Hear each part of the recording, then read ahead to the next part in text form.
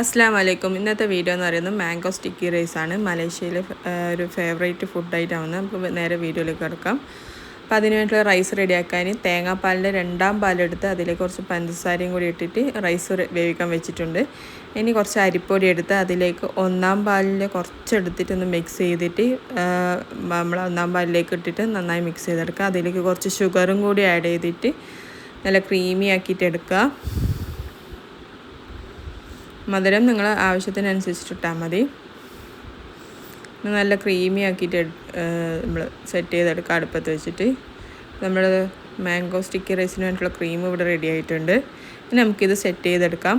അപ്പോൾ ആദ്യം കുറച്ച് റൈസ്, പിന്നെ ക്രീം, കുറച്ച് മാംഗോ കട്ട് ചെയ്ത് വെച്ചിട്ട് നമ്മളെ മാംഗോ സ്റ്റിക്കി റൈസ് ഇവിടെ റെഡി ആയിട്ടുണ്ട്. അപ്പോൾ എല്ലാവരും ട്രൈ ചെയ്ത് നോക്കണം. നമുക്ക് വീട്ടിൽ നിന്ന് തന്നെ സിമ്പിളായിട്ട് ഇതുപോലെ റെഡിയാക്കി കഴിഞ്ഞാൽ നല്ല ടേസ്റ്റിയാണ്. അപ്പോൾ എല്ലാവരും റെഡിയാക്കി നോക്കണം. റെഡിയാക്കി വീഡിയോ ഇഷ്ടമായെങ്കിൽ ലൈക്ക് ചെയ്യാനും ഷെയർ ചെയ്യാനും മറക്കരുത്.